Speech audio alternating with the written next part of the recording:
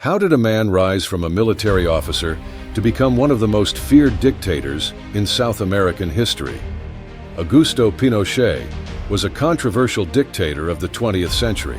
He seized power through a bloody coup, overthrowing democracy and plunging Chile into 17 years of brutal dictatorship. Under Pinochet's reign, the Chilean parliament was suspended, all elections were banned, and the activities of political parties were declared illegal. His regime implemented ruthless measures of repression, including widespread arrests and torture, aiming to crush any opposition resistance. Thousands of people mysteriously disappeared during this period. Despite global condemnation, Pinochet retained support from a segment of the Chilean population, and he continued to live without facing trial, despite efforts both domestically and internationally to prosecute him for his past actions. Join us as we delve into the dark legacy of Augusto Pinochet, the dictator who changed Chile forever, and uncover the chilling truths that still haunt the nation.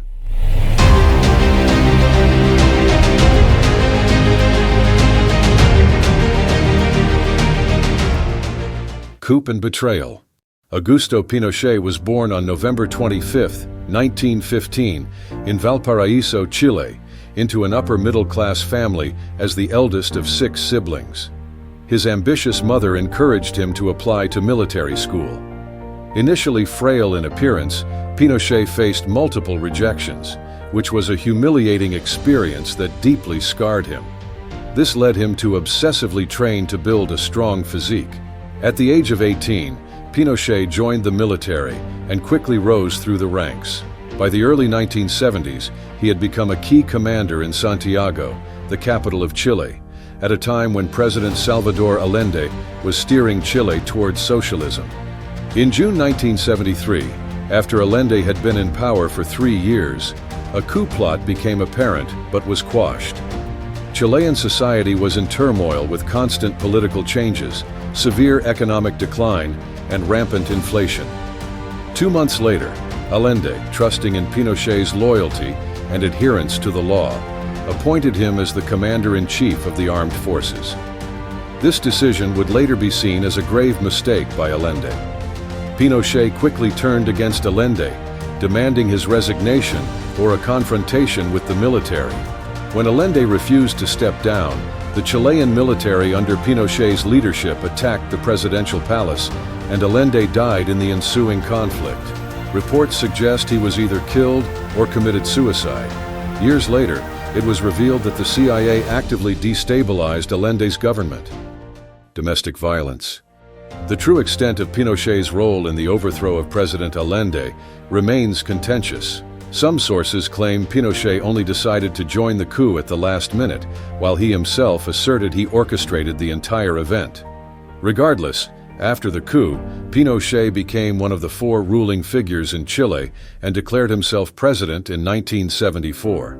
Following the coup, Chile experienced a dark period with civil liberties curtailed, leftist parties suppressed, and the powers of labor unions greatly diminished.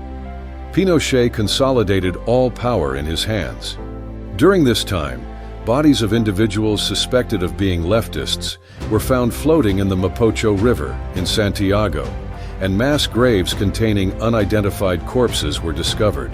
Pinochet became a terror in Chile, with secret police forces always ready to act. However, it wasn't until 1991, when investigations into Pinochet's violent policies began, that the atrocities committed during his dictatorship were fully exposed. Estimates indicate around 3,000 people were killed or disappeared, tens of thousands were tortured, and many others were forced to either leave the country or live in fear. Opening the economy. In 1978, Augusto Pinochet received the support of 75% of participants in a nationwide referendum described as legitimate. By 1980, a new constitution was passed, and in 1981, Pinochet was sworn in as president for an extended 8-year term. Despite tight political control, Pinochet was relatively liberal in economic policies. He promoted the implementation of free market policies, removal of subsidies and price controls, reduction of tariffs, and established mechanisms to attract foreign investment. These policies helped reduce inflation rates and brought prosperity to businesses and skilled laborers. But in the 1980s, Pinochet began to face many difficulties due to high unemployment rates. The economic crisis in 1981 caused unrest among the people. This led to street riots in Santiago to protest against Pinochet's economic management policies and government. Holding on to power. In the 1980s, Chile, under the leadership of Pinochet, became a secret ally of the UK in the conflict with Argentina.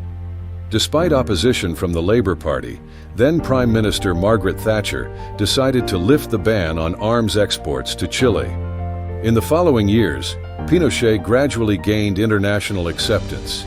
He also made some concessions, moving towards accepting democracy in his country. Pinochet organized an election in October 1988 for the people of Chile to support or oppose him. Although he lost this election, he did not immediately transfer power, but continued to hold a leadership position for the next 2 years. Even after leaving the presidency, Pinochet remained an important figure in the Chilean military for another 7 years, despite opposition from opposing political forces. He also became a lifelong senator in Chile's democratic parliament. Officially arrested. Perhaps Pinochet was reassured that the lifelong senator status meant lifelong immunity, ensuring his absolute safety after retirement. But he was mistaken. Although Pinochet was never prosecuted for serious crimes during his time in power, he still faced legal troubles. During a trip to the UK in 1998 for medical treatment, Pinochet was arrested, as a Spanish court had requested his extradition to stand trial for human rights violations. Despite controversy, the UK government decided to keep Pinochet under house arrest. Then Prime Minister Margaret Thatcher, one of his old friends, supported him. After a group of doctors certified that Pinochet was unfit to stand trial, the UK government released him and allowed him to return to Chile. Pinochet breathed a sigh of relief once again. In March 2000, after 18 months in exile, Pinochet returned to Chile, where he was warmly welcomed by his supporters, mostly from the military. But just a few weeks after his return, a court in Santiago revoked Pinochet's immunity.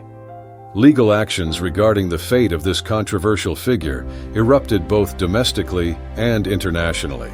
In March 2005, the Chilean Supreme Court overturned a lower court's ruling, affirming that Pinochet could be prosecuted for his role in Operation Condor, a coordinated campaign by the governments of 6 South American countries to pursue and assassinate political opponents in the 1970s. In addition to political troubles, Pinochet was also accused of corruption and embezzling $27 million hidden in foreign bank accounts. Along with his son, he was also suspected of involvement in illegal cocaine trafficking.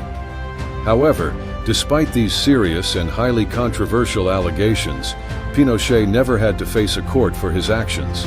He passed away at the age of 91, leaving behind an unresolved past.